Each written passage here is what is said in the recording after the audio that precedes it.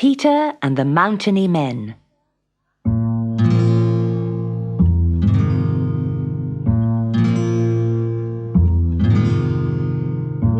Long, long ago, in the mountains of Switzerland, there lived a rich miller who was very mean. Even when people were starving and pleading for food, he wouldn't help them. One cold winter's day, there was a knock on the mill door. "What do you want?" barked the miller.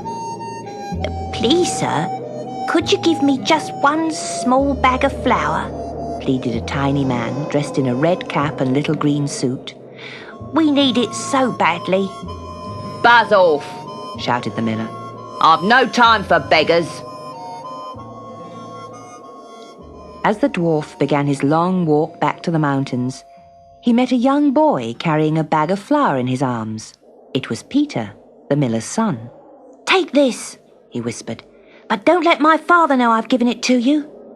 The dwarf took the bag and tucked it inside his coat. "Thank you, young sir," he said. "I'll not forget your kindness." Then he continued on his way.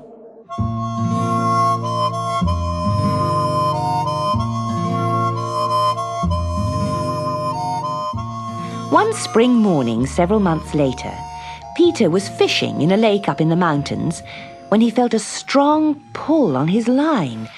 He tugged and tugged until suddenly a little figure appeared from out of the water. It was the dwarf.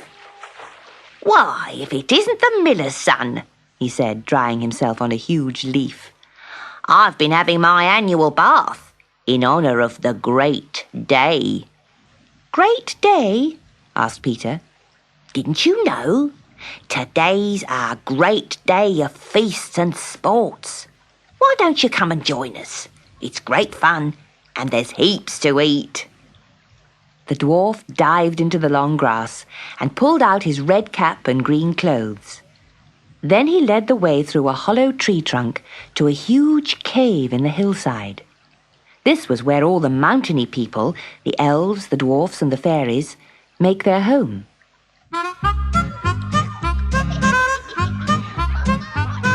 In the huge cave, hundreds of little folk dressed in gaily coloured clothes sat at long, low tables munching cakes, jellies and ice cream. And there were great bowls of fruit and tall jugs of juice. The dwarf banged on the table for silence. Immediately the chattering and music stopped. "Dwarves, goblins and fairies, this is Peter, the boy who gave us the bag of flour last winter. He's here as my special guest for the great day." The mountainy people clapped and cheered as Peter sat down at the head table and began to eat and eat and eat. But long before he'd finished, the games began.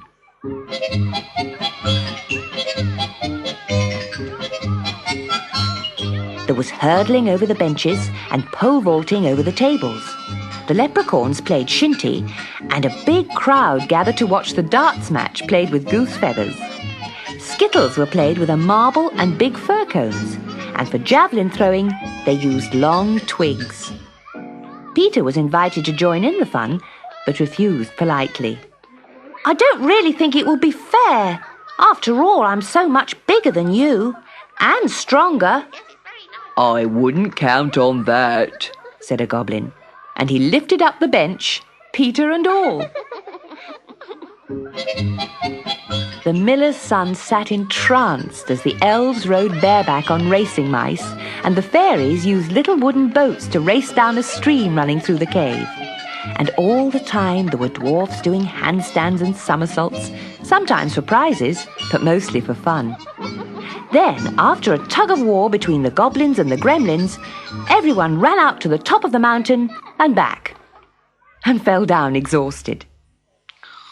Peter picked his way through the tired little bodies, taking care not to step on the fairies' wings. He crept out of the cave and climbed up the tree trunk, back to the lake. Just as he picked up his fishing rod, he heard a voice calling to him. "Wait, Peter! Wait for me!" It was the Mountainy Man.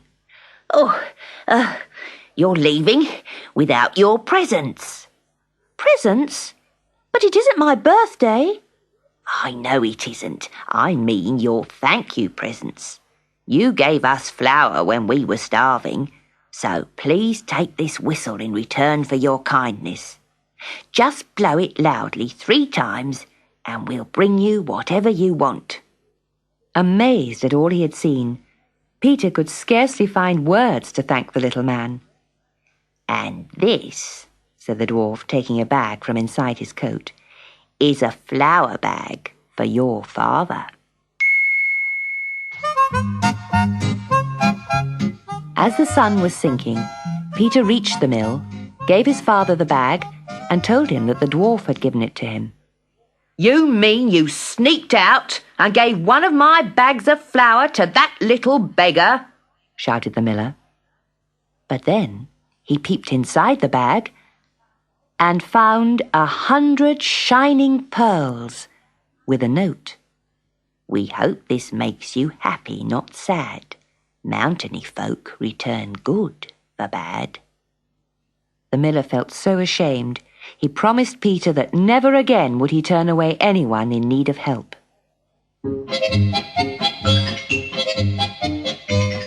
So ever after that, when the first winter snow fell high on the mountains, all the little people visited their friends, the miller and Peter.